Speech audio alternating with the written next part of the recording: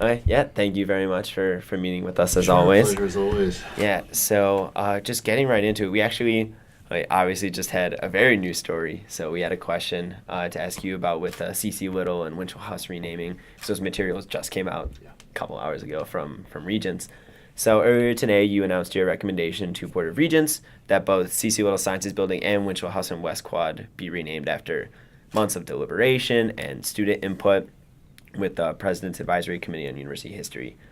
The Winchell decision came last September from the committee, according to the materials, and the C.C. Little one came from them 2 months ago. I was just curious what was happening in that time from them deciding to your decision. Why did it come so much later after the committee unanimously decided in both instances that the names be changed? Well, the role of the committee was to make a recommendation, and then the process we set up is it's my job to evaluate that recommendation and see whether I agree with it. So in the intervening months, I discussed this with a lot of people whose opinions I wanted to gather. There was no emergency in this. It wasn't something that had a time element to it, and we wanted to make sure, since we had never done this before, we wanted to make sure that we were approaching this in a really thoughtful fashion. It's largely coincidence that the two cases kind of ran into one another. Some of it is the timing of when our Regents meetings are scheduled. Some of it was the winter break period. So it's a number of serendipitous things that ran them together. And then could you a little bit elaborate on what types of sources you confine within decisions like this? Because seeing as though now with two decisions coming out, there's kind of a new precedent in terms of Well, again, so renaming. the process we set forward more than a year ago now had requests coming to my office, and if I considered them well-documented, serious requests, we would refer them to this Presidential Advisory Committee on University History. They would analyze the request, and their analysis wasn't just the committee sitting around a room. They held some forums. They solicited outside expertise. They were very thoughtful, and eventually they wrote a report and a set of recommendations to me. When I get things, I discuss them with my executive team and others whose advice I rely on. I've discussed this with students that I've met on various occasions, alumni, just wanting to educate myself. It's not something the university's done before, but other universities have done this. So I wanted to read up and look at and talk to people that have gone through similar thought processes at other universities. Before becoming comfortable recommending that we do something that we hadn't done before. This sort of thing will be exceptionally rare. These might be the only two cases where we ever do this. It's not clear. It depends what comes forward. And the bar should be set very high. We don't want the names of things to be changing as fashions change. So then I guess you just sort of answered my little bit of question about it, but what do you believe your role is in weighing history and problematic opinions when commemorating university figures? Because you just said it might not be a common thing. Well, ultimately, the Board of Regents gets to decide. They're empowered with naming things, and although our bylaws did not consider unnaming, our thought was that if the Regents have the sole authority to name, then they have to be responsible for removing a name. Right? And my job as their selected chief executive of the university is to do the outreach and analysis and then bring a case forward to them. Okay. So moving on, so the Michigan Association of State Universities recently announced a request to delay voting in the Michigan Senate on legislation that would lengthen the statute of limitations on cases in which sexual assault survivors are under the age of 16, increase Title IX resources to survivors, and expand sexual assault prevention and education programs. This legislation has received support on both sides of the political spectrum and was passed in the Senate last Wednesday. With the original MASU claims in mind, those that argue the legislation would have a profound impact, do you agree with the university as a member of MASU that the legal benefits to public institutions in delaying this legislation outweigh the benefits to survivors of sexual assault? How do you respond to arguments that this pushback against the legislation would delay justice, or maybe the hope is to stop it entirely, as was stated by State Senator Margaret O'Brien from Kalamazoo? That's a long and complicated question. The university doesn't necessarily oppose any of that legislation, nor does the MASU. It's a Michigan Association of State Universities. There are 15 public universities in the state. There just wasn't a thoughtful analysis done of that full package of legislation.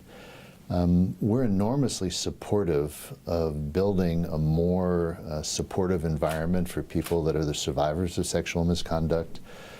We strongly favor upgrading requirements around reporting, resources that are available for people that have been subject to this kind of mistreatment. All those things are good things. The package of 10 bills were big and complicated. You mentioned amongst the things they included was an extreme lengthening of the statute of limitations, which in effect would say that if you had an event that happened 25 years ago, you could bring forward a claim tomorrow. And before suggesting that such a law would help us, it should be analyzed. There just was almost no time. There was a day, half a day of hearings, and then it was brought forward, voted on, and approved. So I just requested, or the MASU requested, that the legislation slow down enough for various experts to take a look and look at the pluses and minuses. There were many features in that package of bills that I think would be improvements, and there were others that I think we need to look at more carefully for unintended consequences. Just real quick on that statute of limitations, what do you think that role has? Because as we're seeing, a lot of these movements start when more people start coming out from events that have happened a long time ago. Yep. What is that relationship? I think in the current moment, people are empowered to come forward about events, some that happened yesterday and some that happened decades ago. That's a good thing. And anything we can do to both diminish the frequency of misconduct, sexual misconduct, across a whole spectrum of activities is a good thing. So that's unarguable. It's complicated and difficult to figure out how to look backwards 20 or 25 years in time if one individual were to come forward, not 200, but one, to say, so-and-so mistreated me in 1989. Well, how do you have witnesses, and what happens to memory over the course of decades? So the reason why statute of limitations exists, and it's a principle of law I've come to understand, is because it's very difficult to adjudicate cases that are that remote. So we need to think about it. I'm not saying we shouldn't do it, and this might be an instance where we want to be more flexible, but we have to look at the potential consequences, even to the legal system, to the insurance system, of how you can look at and fairly adjudicate things that are decades old. And then just another quick question while we're on the topic. Do you have any updates on the external review board that's being hired by the university and its process of selection? Well, there are two sorts of things we're doing, but I'll take a half a step further back. So there is no positive thing, no upside about all the terrible things that happened with this corrupt physician and the Gymnastics Association. But the attention that's being focused on this issue is a good thing if it helps people to come forward, and if it creates an environment where there is no tolerance for sexual misconduct. So we really can make a difference here. So what I want to do is use that moment to take a careful and close look at how we do things. And I'm confident we do things well, but there are always ways to think we can do things better. So I'm doing two sorts of things in that regard. One is we've put out a request for proposals for outside experts to come in and take a look at our procedures for how we accept reports. We have a hotline, how we track cases, how we investigate, how we adjudicate. And then a second group I'm putting together is a faculty and staff group to look at really, are we doing a good enough job working on prevention efforts, working on education? Are there things we should make mandatory that currently are optional in terms of employee and faculty training? Cultural things. I'm personally of the belief that to make progress on this issue, you need both a combination of really good rules and professional investigators and regulations, But you also need culture change. You need to develop a culture where people won't tolerate this kind of behavior. And that when someone witnesses something that's inappropriate, they feel it's their responsibility to speak up about it, and that the local supervisors in their environment will take their issues seriously, that there won't be bad consequences for people who speak up, that they'll be protected, their jobs will be protected, and that there'll be consequences and follow through. And that's a very local thing. So we want to make sure from the top down we've got our procedures right, and from the bottom up that we're working on the culture change necessary to make this the kind of place that we aspire it to be. And considering the role that this external review board would have, MSU utilized a similar review board. They found it in April 2017. They found that MSU's sexual misconduct policies, quote, reflected a strong and genuine institutional commitment to combating sexual misconduct. However, those policies allow the instances of wearing Nasser and this understanding at the university level to take place and go under the radar. What do you think an external review board's role is if they can make that kind of claim about policies? You're not characterizing it. It's not an external review board. Mm-hmm. This isn't an ongoing oversight board of some kind. It's an outside consultant to look at our existing policies and procedures, mm-hmm. particularly around staff and faculty. So we've spent a lot of time in recent years, and through much of the time you've been a student here, looking at student sexual misconduct, mm-hmm. and receiving guidance from the Department of Education and the Office of Civil Rights, and then the changes with the new administrations come in. So we've put a lot of attention on student-to-student issues. I want to make sure that we put an appropriate amount of attention on faculty and staff issues. So that's this outside expert's going to look in particular at our faculty and staff procedures and then advise us whether, and it would be a wonderful thing if the person said we've got good procedures, best in class, but bringing in an outside expert also lets us compare what we do to what's happening around the country. I don't keep track of what's happening at 300 universities around the country that might be peers, but a good expert would know whether in context we're capturing the best of the ideas that are out there. So that's what I'd like to know. But the thing you point out about this terrible stuff that happened involving Michigan State, despite the fact that an outside reviewer or review panel said they had good procedures, that highlights the need for the second thing around culture that I was talking about. And do we have environments where people feel comfortable reporting things that they don't think are appropriate? Is there accountability and follow-through on those reports?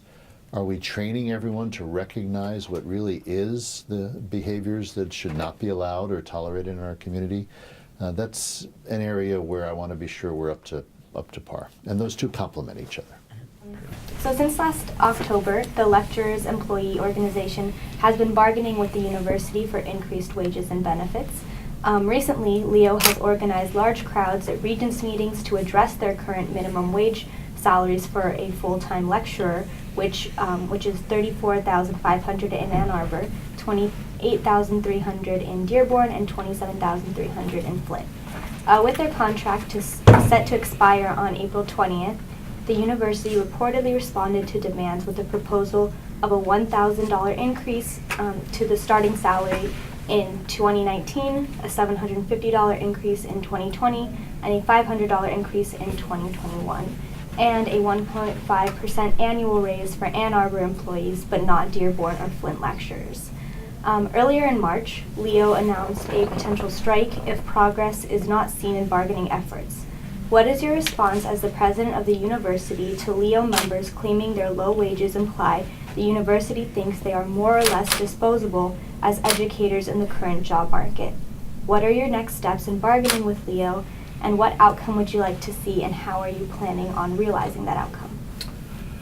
Well, part of the last question is the only one I could really answer, is I want an outcome where all of our employees, whether they're represented by a union or whether they're not, think that they're valued in the workplace. Our lecturers are certainly important to the mission of the university, as are our faculty and our staff and the facilities operations and the nurses, and everyone is valuable, and we want everyone to end up feeling like they're being treated fairly.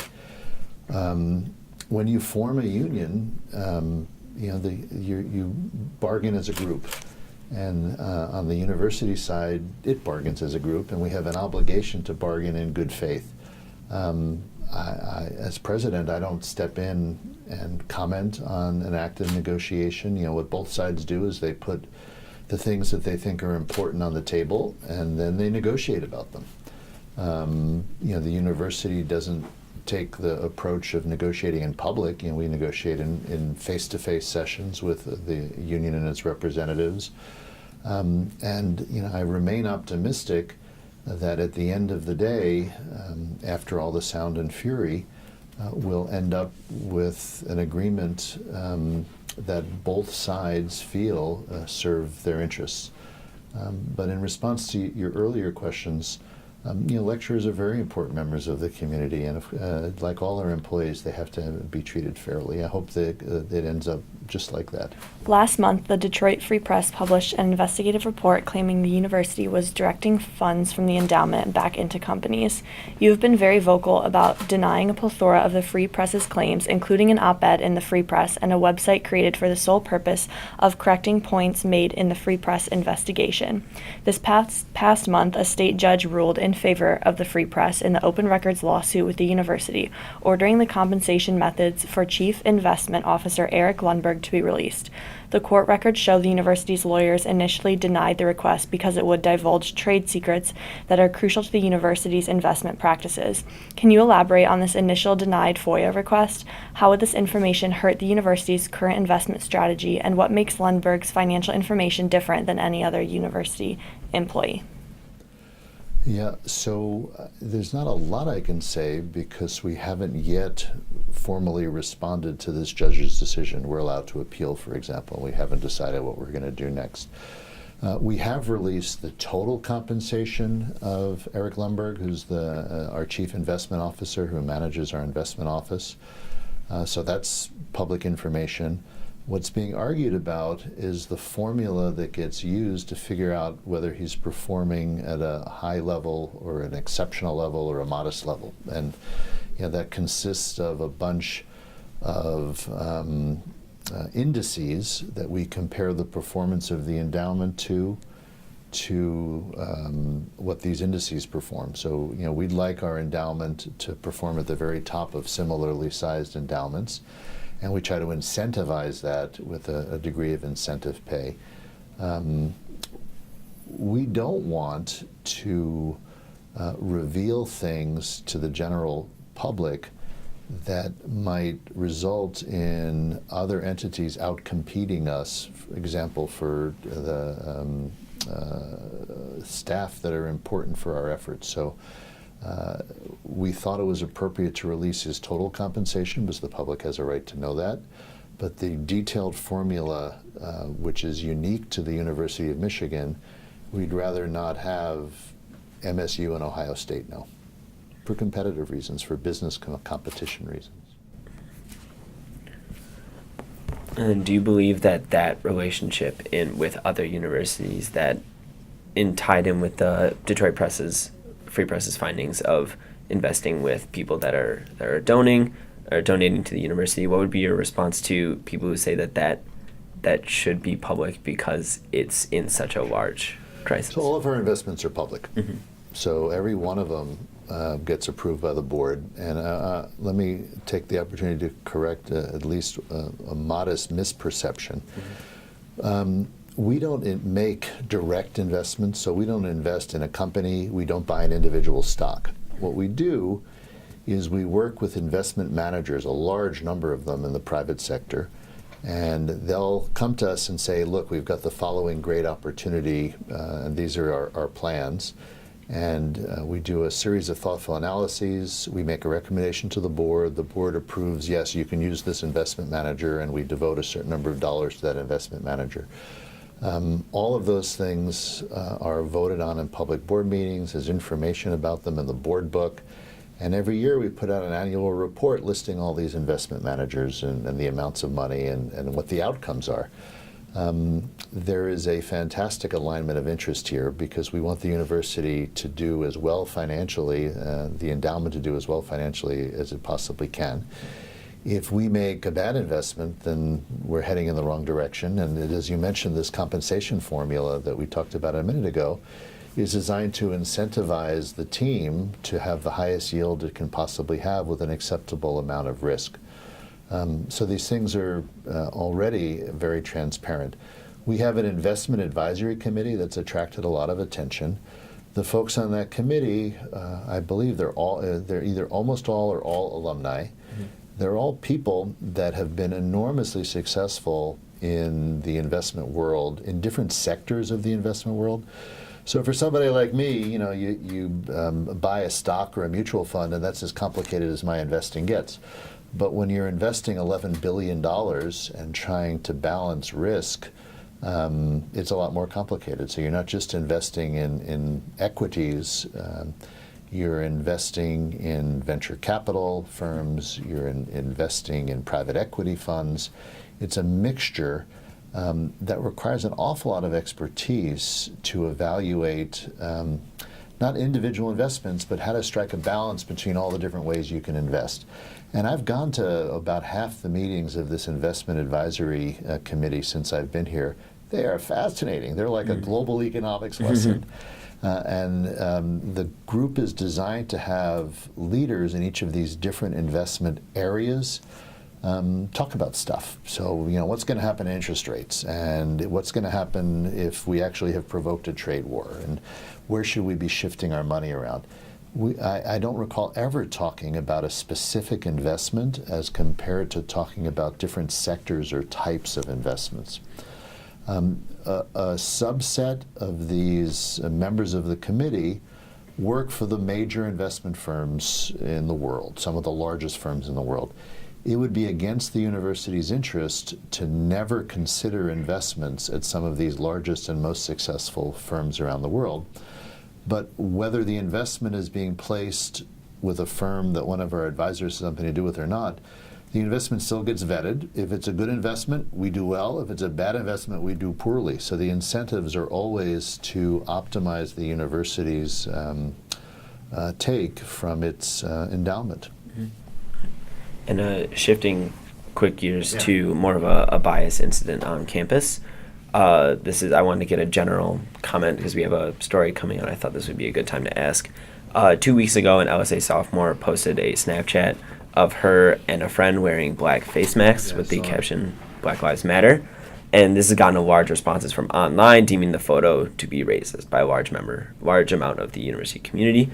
What's the university's response to this act, and how is your administration moving forward with ensuring this kind of discrimination isn't present on campus, while also providing support for affected communities? Yeah. So preventing things like that from ever happening, I'd welcome your suggestion. Mm-hmm. So, you can walk out of the office here, post something ridiculously offensive, racist, etc., on any one of a large number of social media, and I wouldn't know you were about to do that, and I couldn't stop you from doing it. Mm-hmm. The challenge is, how do we respond when these kind of things happen? And I actually think that the students involved who first saw this snap, and then even the kids who made this enormous mistake, which I'm quite sure they recognize as a terrible mistake, and it's being categorized fairly, as it's being called what it is, immediately became involved in the bias response process. So the bias response team evaluated the event. DPS, the police, helped us identify. It was easy who the people were, because they're in the pictures. Mm-hmm. And there was immediate outreach to them. It's being treated as an Oscar violation of the Student Code of Conduct.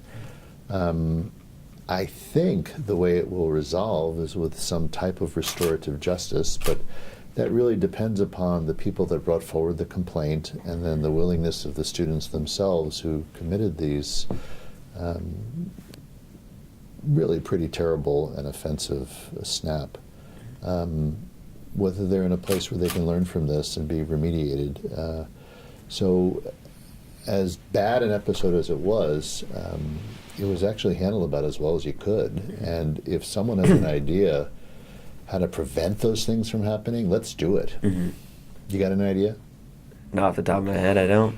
Could I've you? thought about it a lot. I don't have an idea. I'm sure you have. Can you comment on your individual role in restorative justice? This university is a large institution, and bias incidents like these we've seen happening more and more frequently. What is your role in that? Well, it's to establish an environment where our values are absolutely clear to everybody. And nobody should think at this stage that I'm accepting of racist acts. We had the terrible episode with the graffiti on the doors in one of our dorms. We had the rock painted early in the year, and this is unacceptable, right? So I think there's broad agreement, and no one should be surprised. My job is to make sure that we have structures established and the right set of rules to make sure when bad events do happen, we can investigate them, attempt to figure out who's responsible, and then once we've done that, find the appropriate punishment, be it restorative justice or on the other extreme, sanctions against the people who are responsible. So that's my level of responsibility, that and enunciating and repetitively making clear the value system of the university. So last week, students across the country participated in walkouts in response to the deadly shooting last month at Marjorie Stoneman Douglas High School in Parkland, Florida. Yeah. Students have voiced their concerns about campus safety and movements for and against gun control following this incident. How is your administration responding to this nationwide conversation and ensuring that the University of Michigan is a place where students can learn without the fear of a similar gun-related tragedy?